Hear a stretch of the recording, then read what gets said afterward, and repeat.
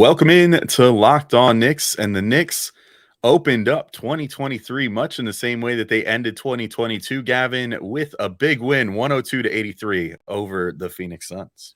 Another all-star worthy performance of Julius Randle. Jalen Brunson is back, and he is dominant. And Quentin Grimes, best passer since Magic Johnson. We'll have all that and more for you right now on Locked On Knicks. You are Locked On Knicks, your daily New York Knicks podcast. Part of the Locked On Podcast Network, your team every day.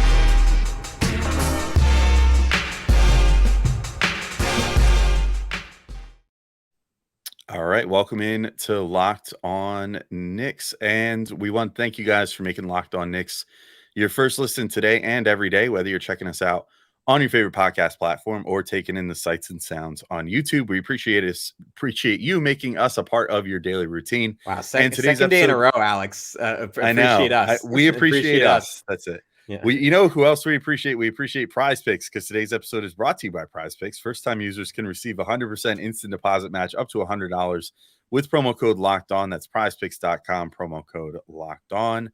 I'm Alex Wolf. I'm editor-in-chief of Knicks site The Strickland, which you can find at thestrick.land. He's Gavin Shaw, your favorite play-by-play broadcaster's favorite play-by-play broadcaster. And before we get into the show, we just want to say, there's the sports news of the night before we recorded this. It's the night of the game. So, thoughts and best wishes and everything to DeMar Hamlin of the Bills, who had his medical issues on the field tonight, had to be transported out and taken to the hospital. Apparently he stopped breathing for a time and his heart stopped for a moment or something. Very scary situation. So, if I'm sure everybody that's listening is probably aware of that situation, and, we hope everything's good with him and then he makes full recovery. And so, yeah, for a little, we kind of even delayed recording because we were reading news about that and we were kind of shell shocked. So, but we do have a Knicks game to talk about, so we're going to do that. And Gavin, I think the best place to start is the Julius Randle part of the show here. I mean, we'll talk in a moment about the overall defensive brilliance of the Knicks in this game. Look, even without Devin Booker, this is a dangerous Suns team. Much like I was just saying, the other day, the Knicks, even without RJ and Brunson, should be able to beat a tanking team. A team like the Suns that has title aspirations should be able to, in theory, beat the Knicks without one of their best players, because they're supposed to be a very deep team and a very talented team. And yet the Knicks absolutely handled them. And Julius Randle absolutely took care of business in this game. Not his best shooting performance of late, 7 of 18 overall and 4 of 12 from three, but certainly did not take anything away from the sheer domination that he showed in this game that he has been showing lately.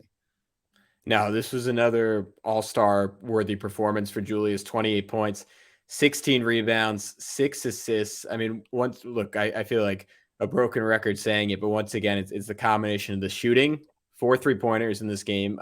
Got the Knicks scoring, started off with a long 2.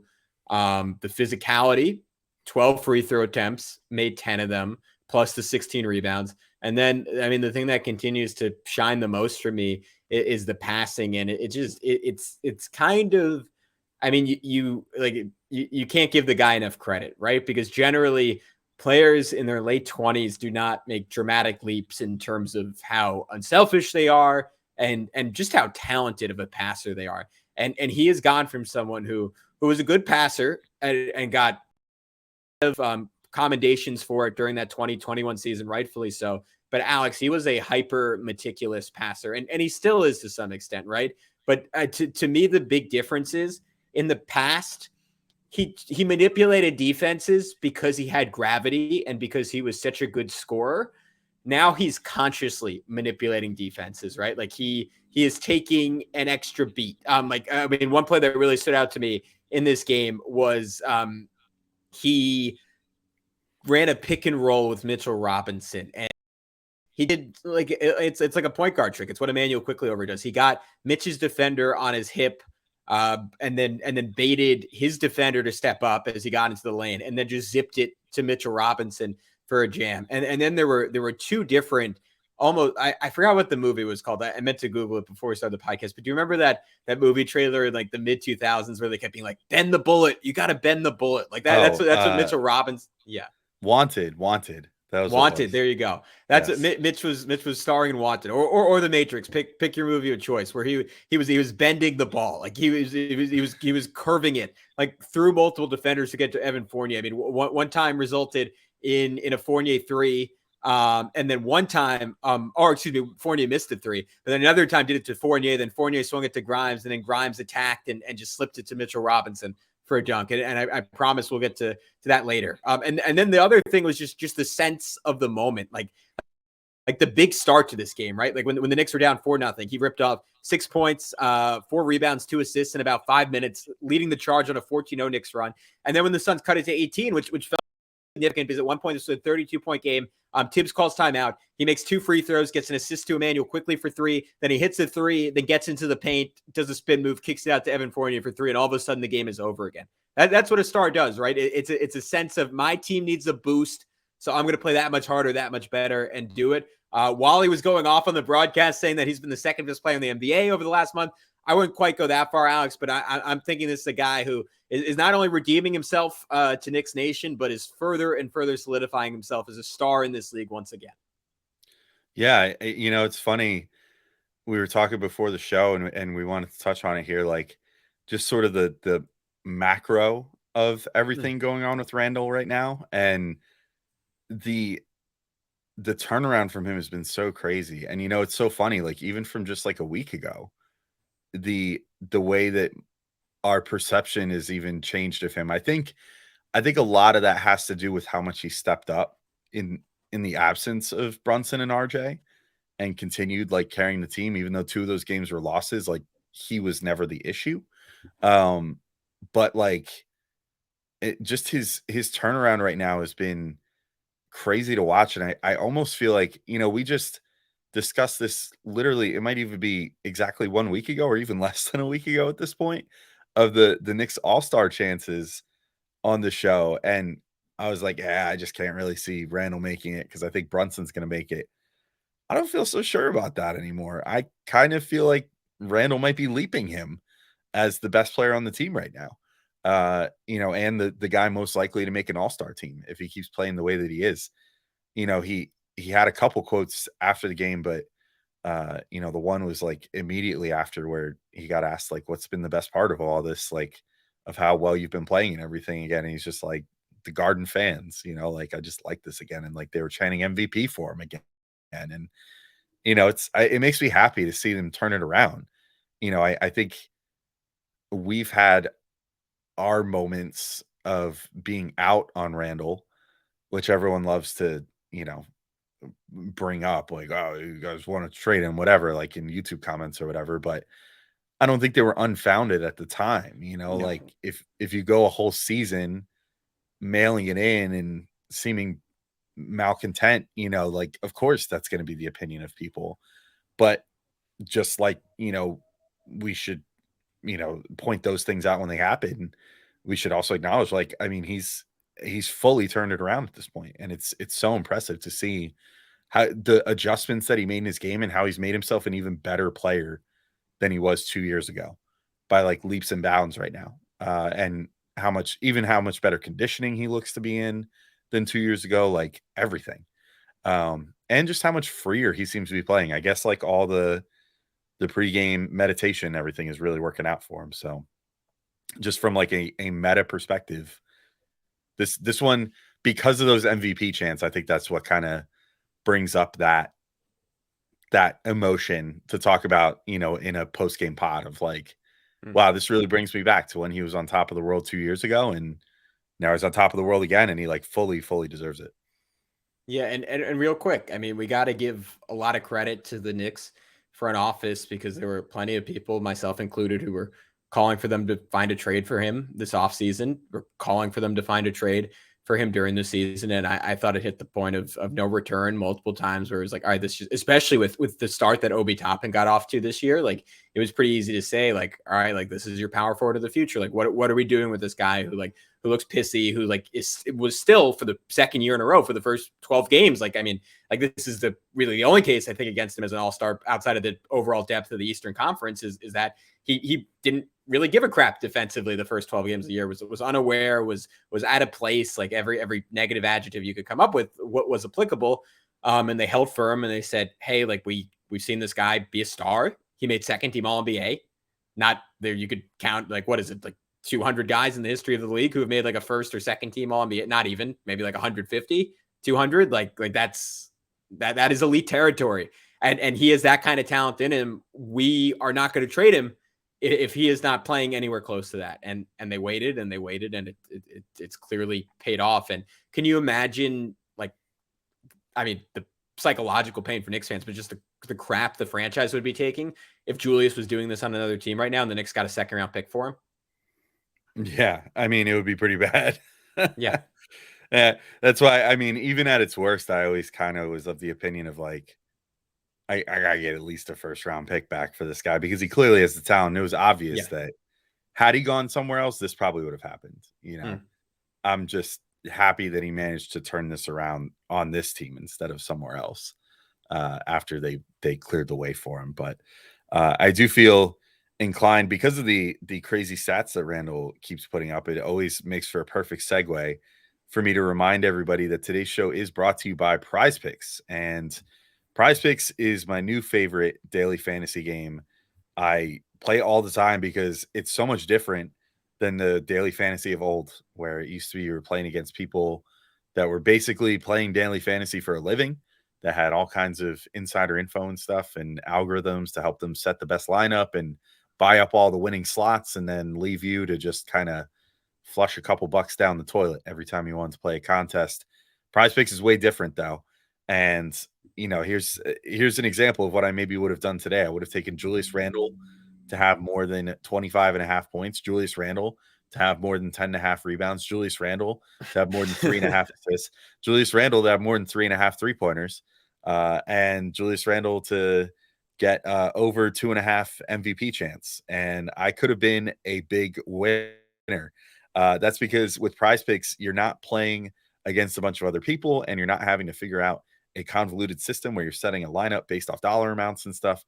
All you do is pick 2 to 6 players, and if they will score more or less than their PrizePicks projection, and you can win up to 25 times your money on any entry. PrizePicks offers projections on any sport that you want to watch. This includes the NBA, NFL, MLB, NHL, PGA, college football, men's college basketball, women's college basketball, soccer, WNBA, esports, NASCAR, tennis, MMA, boxing, disc golf, Euro basketball, cricket, and more. Entries can be made in 60 seconds or less. It really is that easy, and they offer safe and fast withdrawals. So download the PrizePicks app or go to prizepicks.com to sign up and play daily fantasy sports. First-time users can receive a 100% instant deposit match up to $100 with promo code Locked On. If you deposit $100, PrizePicks will give you $100. If you deposit $50, PrizePicks will give you $50. Don't forget to enter promo code Locked On at sign up for an instant deposit match up to $100. All right, and we're back talking about this big Knicks win, 102-83 over the Suns. Gavin, did this before we get into the Knicks defense, did this I know this matchup is always interesting for you because that's like your West Coast team based off where you went to college. You got to cover them in college and everything. Was it a little painful watching them get so shellacked in that first quarter? Dude, it's sad because it's the end of an era, and obviously, I mean, they came within a couple of shots and an all-time performance from Giannis of winning a title, and of course, you win that title, you can walk off into the sunset, even knowing, I mean, the big thing for me, because I wanted them to draft him in 2018, like the great what if is, of course, if they just taken Luka, and you had a decade plus of Luka and Booker, which, I mean, there's a world where that literally goes down as like one of like the 2 or 3 best NBA duos ever. So as a Suns fan, that is extremely painful. But now it's, I mean, just watching Chris, I mean, it was kind of weird on the broadcast, right? Like Mike and Mike in particular was trying to do his best sell job. Like, well, it's clear he hasn't dropped off at all. Like, nah, dude, like he is a completely different player, and like to some extent a shell of himself. And he's so smart and so talented. Like he's still good. He's still probably a net positive. But he's not the same guy that. Yeah. May I just point out a tidy little -38 plus minus for Chris Paul today? Yeah, well, we can. That's a nifty transition, Alex, because we could. I'll throw it right back to you. You can take this either direction you want, because Jalen Brunson was torturing him on one end, and Quentin Grimes, who I have a cool defensive stat on in just a sec, was locking him up on the other end. So who do you want to start off with? Well, let's just start with the whole team first. I Yeah. mean, watching that first quarter, by the time it was getting towards the end of the quarter, I was looking at the score and I was like, holy crap, this reminds me of NBA 2K. Like, I play almost full length quarters in 2K. Usually I play like 10 minutes, and I'll do that and get to the end of a quarter. And my goal is always like, oh, I want to see if I can hold them under 10 points. Like that's such a fun, like I'm definitely much better at defense than offense, because I just can't get the 3-point shooting down lately. But my goal is always like, I want to hold them under 10 points. And once or twice I've done it. I swear sometimes the computer just kind of like pushes them over 10 points, just to be like, oh, well, they're going to make this shot that you're heavily contesting so they can have over 10. But it felt like that at the end of this quarter. I mean, they held an NBA team, to your point, and look, an over 500 team, a team that has still, even though they're struggling some, and even if Chris Paul is taking a step back, whatever, like they still have at least a shadow of a postseason aspiration this year. Oh yeah, and one that kicked the Knicks' butt. Like, I mean, obviously with Devin Booker, but like a month ago, right? A month and a half ago. Yeah, exactly. So I mean, this is a team that can be very potent. The fact that they held them to 11 points in a quarter is just insanity. I mean, I saw the clock ticking towards 0 for the first quarter, and I was like, oh my God, they're really going to do this. Like, they almost held an NBA team to 10 points in a quarter. Like, that's ridiculous in today's NBA. That's a 40-point pace for an entire game, 44-point pace. Like, absolutely crazy. And then they brought up the stat on the broadcast too, that over their last 4 quarters, so their last full game, between the end of the Rockets game and the first quarter of the Suns game, the Knicks had held opponents to like whatever it worked out, 67, 66, whatever points over their last 4 quarters. I mean, that's just like, that is pure like mid 90s score. Like that is not a score that you see in the monitor. You don't see anything under like 80 something points generally in today's NBA. Like 80 points. This is like the worst possible game the Suns could have had, and they had 83 points. Like, it's so just an absolutely insane first quarter defensive performance. And to your point, like Quentin Grimes made life hell for Chris Paul, and then Brunson was doing plenty on the other end, which we'll talk about in a minute. But like on top of that, Mitchell Robinson, just something about DeAndre Ayton out of that 2018 draft class, which outside of like Luka and Trey is mostly like a big man class. Like tons of great big men have come out of that class. Mitch takes it so personally against Ayton. It seems like every time. And he just ate his lunch. I mean, Ayton was invisible. And, Ayton might be going through some of his own stuff right now, being like unhappy with the fact that he's even playing for this team still, when he clearly wanted to leave in the offseason. But I mean, Mitch was incredibly impressive. All the Knicks were just doing such a good job of being pesty and, sticking with shooters and not giving up like anything. It wasn't even like with the Rockets the other day where they kind of just dared certain guys to miss. Like they were sticking to everybody like glue. And it was clear that on multiple levels, they had an axe to grind here in this game, and they ground it and then promptly sliced the Suns' heads off with it. They did their thing. It was crazy. Yeah, it was overwhelming. And man, Quinton Grimes epitomized too. Like we can talk about his passing and playmaking for a sec, but that play where he just trailed Mikal Bridges the whole time and then went straight up and down in the air and just swatted his shot. And like Bridges is known, right, for having the 9-foot wingspan. And I remember when we were talking to Prez on this pod over the summer, he said, yeah, the one thing with Grimes that's keeping him from being like a future, maybe like $25 million a year player is that he's 6'5" instead of 6'8". But with how strong his hands are and how quickly he gets up in the air and how explosive he is, like he can defend like a bigger player. And look, like someone like a Paul George, right, is probably going to give him some issues because I mean, though, like you combine a 6'8" size with that kind of athleticism, but someone like Bridges, like that play just flashed to me where I'm like, all right, Grimes is dominant against guys that are either not dramatically more athletic than him or like aren't way bigger than him. And then we saw it with Chris Paul too. Like I saw a really good stat today. I mean, shout out to Xavier Justin of Knicks Film School, who shared it out on Twitter. But the stat was Grimes has had the single biggest jump in the NBA this year from last season in terms of his matchup difficulty on a night-to-night basis. And despite that, he's held guards to a 41% effective field goal percentage and forwards to a 56% effective field goal percentage. If people remember earlier this year, we noted that as of about 2 weeks ago, Grimes has had just the toughest matchups of any player in the entire league. So that is nuts, particularly on guards. And man, when he was on Chris Paul, like he was torturing him. He's just too big, too strong, too fast at this point. And Deuce got some cracks at him. Mitch was dominant around the rim. It was beautiful to see, Alex, for a team that over that 5-game losing streak went from the best defense in the NBA over the 8-game winning streak to the worst in the league. I mean, tonight was another reversal in form following that Rockets game. Yeah, for sure. And I think we can continue going on about all of the abundant positives in this game in the next segment, Gavin. But first, would you like to remind everybody where they can maybe go and place some bets if they want to continue betting on the sustained 2-game success of the Knicks here?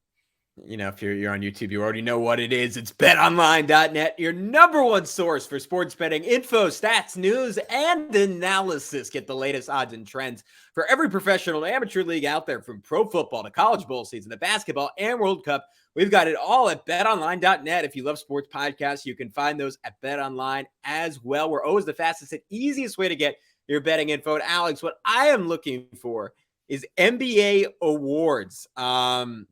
Joe Mazzulla, 8-5 to win the NBA Coach of the Year. But man, I am putting some money down on the second or third favorites. That is Willie Green or Jack Vaughn. Willie Green 3-1, Jack Vaughn 15-4. As much as I hate to say it, the hated Brooklyn Nets have now won 12 games in a row. If they go on to be the number one seed in the East after how they struggled to start the season, I think they have a fantastic, Jack Vaughn has a fantastic shot at that award. As much as it pains me, head to the website today or use your mobile device to learn more. BetOnline, it is where the game starts. All right, Alex, we talked Quentin Grimes' defense as promised. Before we move on to Jalen Brunson, how about we quickly comment on his passing ability? Because that is, I mean, this was, I'm going to throw out, like, not his best performance of the year, because obviously the Mavs game from a shot-making perspective was better. He went just 2 for 6 from 3 in this game. But in terms of everything else, like this was one of the best games I think he played his career, because he flashed so many different skills, right? Like, I mean, like we all like the play of the game in this one was when he had the little duck in with Randle, and he knew the pass he was going to make before he even caught the ball, where he caught it in one motion, just no look, whipped it behind his head to Mitch for a dunk. And that was probably the single best pass. I mean, look, Brunson's thrown some dimes. Quickly's thrown some like his full court lobs. Like a couple games back had some ridiculous passes. I'm just gonna say that was the best pass I've seen from a Knick this year. That was the best pass I've seen from a Knick in recent memory, just because of the anticipation that was involved. And then you combine that with his ability to repeatedly attack closeouts. I mean, did it twice to get Mitch a dunk, and then Isaiah Hartenstein a dunk, and then just going in, like had a dirty inside spin move on Ish Wainwright for a little floater. Had a double pump finish over DeAndre Ayton, had that backdoor cut off of Julius Randle that we mentioned earlier. Like, this was just like, he just flashed so many, like if you just had a bingo checklist of what do you want from a great role player, Quentin Grimes, check. He is absolutely elite. Yeah, I mean, the trademark play for this one was the drive inside and then, draw the defense and just whip it like around the body of his defender to a waiting big man for a nice, easy dunk.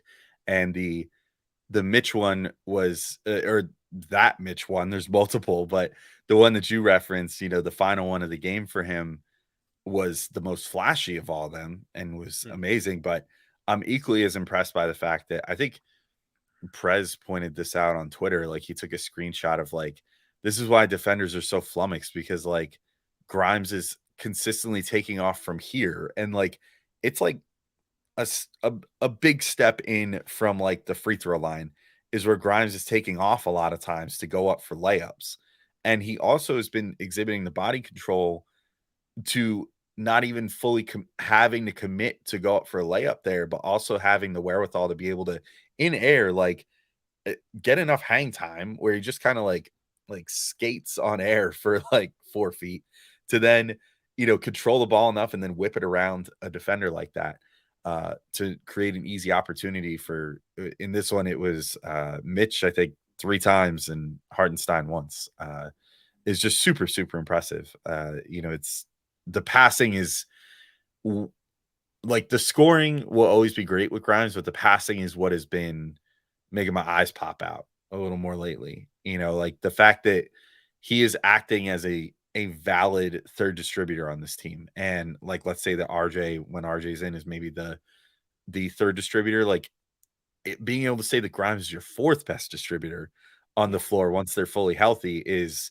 really dangerous. And that's why we're seeing this like slowly but surely kind of get their assist totals up and up and up over these last, few weeks when they've been playing a lot better, is that you have guys like Grimes that can go out there and get you 5 assists in any given game. So like, even if, Brunson and Randle get 6 assists each, which isn't like a monumentally high total, you have Grimes out there getting 5, RJ might get 5, 6 any given night, Quickly might get 5, 6 any given night, or up to 15 as we saw last week. There's just so much good that can happen when you have that many talented passers on the floor at once. And, especially if you have a sure-handed big man like a Mitchell Robinson that can always just be there to eat up every time that, a guy like that gets inside. So yeah, big ups to Grimes and how good he has been playing and how good he's been passing lately. You briefly mentioned Brunson as well. And man, talk about impressive. I mean, the only black mark on his day, I guess, was the 6 of 11 from the free throw line. I guess that's the only thing that he got rusty from while sitting out for a few games with that hurt hip. The free throws just took a hit for some reason, but everything else, nothing to complain about, man. And he looked like just like himself, shot 8 of 18, 2 of 3 from 3 for 24 points, 6 assists, 4 boards. I mean, as you alluded to earlier, he made Chris Paul look real old, real fast. Like he was absolutely torturing him in a way that I feel like we maybe haven't seen. I don't know. He's tortured quite a few guards this year. I was gonna say maybe his worst torture session of the year, but I don't know. I'd have to go back and watch the film 3 times like Tibbs to make that determination. But I loved his game, man. I what were your thoughts on Brunson? Like my number one thought the whole game is just like, wow, this is great. This is right where we left off. Good to know. Like, if Brunson's good to play, Brunson is good to play. Like, there's no 80% with him. Yeah, I thought it was his gravity again. I mean, to me, like the last 4 or 5 games he's played, that's what stood out, because the shot making, at least in terms of his efficiency, and I expected once he gets healthy again to go right back up, but it's been a little down. But he's compensated because, I mean, this game only 6 assists when he had a bunch of games with double-digit assists right before he got hurt. But Alex, I mean, maybe I should go on Twitter and do this. Like you could just find screenshots from the second and third quarter where it's like, all right, 2 defenders on him, 3 around him, 4 guys looking at him, 5 guys looking at him. And like over and over again, he was drawing 3, 4, 5 guys, and it was kicking out to Quickly. Like he is driving so many good nights for Emmanuel Quickly. And part of it is just that Quickly didn't have to carry as much of a load, but I think it's no coincidence that Brunson comes back and Quickly has a hyper efficient game. He's getting wide open corner threes instead of taking like contested step backs. He just makes everyone's life so much easier, and it's what we were dreaming of when the Knicks signed him. It's that they'd finally have a point guard, and he epitomizes that, in that like he is on the floor to help everyone else and to get them good looks. And he does that just over and over and over again, because he has such gravity as a scorer and just consistently makes the right decision. But Alex, I know you wanted to talk about Mitchell Robinson a little bit. Yeah, I was gonna say, if I may too, just real quick to finish off Brunson. Sure. Like the one thing too, I saw I don't want to call it out of pocket, but like a particularly bold YouTube comment on like, I think our last video that we put out that was like talking about like, oh, well, with how well Quickly's been playing, should the Knicks maybe eventually look at putting Brunson on the bench or something? And I was like, I don't know about that. And the reason for that is that we were just praising Quickly, and like he deserved all the praise for soaking up as many shots as he has and everything else. The difference between Quickly and Brunson, though, is just like Brunson makes so many of those shots. Like his efficiency never really takes a hit, and he still soaks up all those shots, soaks up all that attention, and still manages to make his teammates better and everything else too, and make the shots. It's just like that's what's so impressive about Brunson. And obviously it's no knock on Emmanuel Quickly, who's fantastic as well and still growing. Obviously, he's like 4 years younger than Brunson, so still has plenty of room to grow there. But that's why Brunson is the guy that the Knicks signed, for as much money as they did and everything else, because he's that guy that can just completely dictate the game and take a lot of load off everybody else's plate and, make their lives easier, and also not let that affect his ability to do what he does on the court too. But yes, I did want to talk about Mitchell Robinson. I thought this was another really great game for him, even if, so this game was a little different than the last one, right? Like the last one, he was like the stock machine, right? He got 6 stocks. I think it was an even split, 3 blocks, 3 steals last game.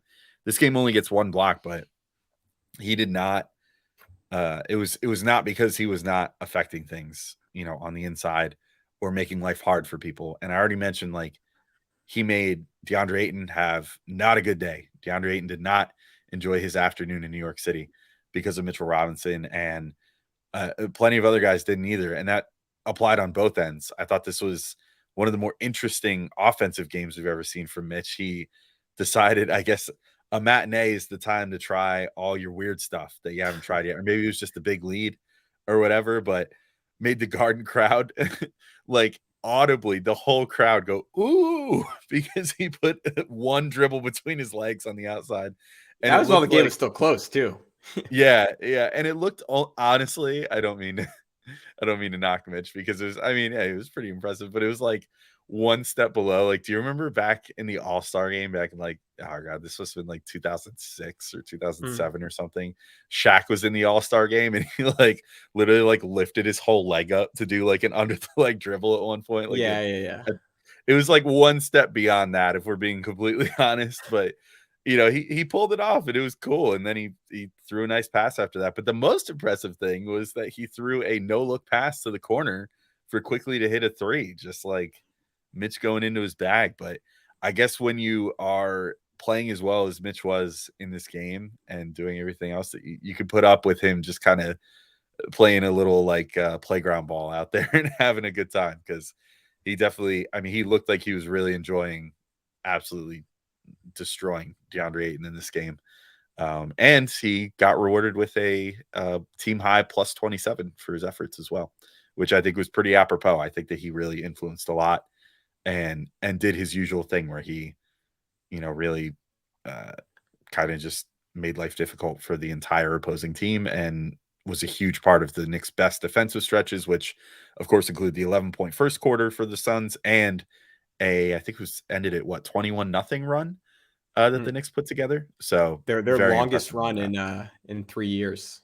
21-0 or biggest, depending on how you want to phrase it. But yeah, the one other play for Mitch that stood out to me was that come from behind block he had on campaign where they were calling for a goaltending, but he literally got a fingertip on it as the ball was at its apex, and it was basically at the top of the backboard or top of the backboard. Like it was nuts. It was really, it reminded me of rookie Mitch, where it just seemed like he could fly and his arms could extend 40 feet if need be. Final shout out to me or for me. Evan Fournier, again, statistically not really good night, 2 for 6, 1 for 4, 5 points, but good activity, had 5 rebounds. And I don't know about you, Alex. I'm just happy for the guy that he's back out there and playing. I think it's pretty cool. Yeah. I think a lot of the same warts still exist with Fournier's game. So I feel like once RJ's back and they're healthy again, I don't think he's going to see any more playing time. But yeah, it is. It does speak to, they talk about this on the broadcast all the time, and it's not BS. Like, it speaks to his work ethic, that he always stays ready, that he's always practicing just as hard, when he knows he's going to be on the bench, is, when he knows he's going to be playing. And that's what a good veteran does. He's clearly still a good locker room presence. He's always very active there. So yeah, it's been it's been good seeing him get his minutes again, just like it has been like for Rose too. It's like it's nice to see him hit the floor again too. Although I will say, like, I think I said this last week at one point, like, I wouldn't be surprised if once RJ's back, if we see Fournier and maybe even McBride both take, like, Fournier will get all of his minutes taken away, and with how good Quickly's playing, I wouldn't be surprised if McBride starts seeing a little less time too, going forward. But anyway, yeah, I think that's a good note to wrap up on. There was a lot of good to talk about, and we talked about most of it, and I don't know. We gotta save some stuff for some other days, whatever. We might have a cool crossover coming your guys' way later this week with another one of our Locked On hosts. We're gonna try to set up a couple of those for the next upcoming schedule. Have a couple more game recaps, I think, and some other great shows for you guys. So keep it locked with us, and Happy New Year, everybody. And once again, if you didn't watch yesterday too, but thanks everybody for listening, and we will talk to y'all soon. Peace out, everybody.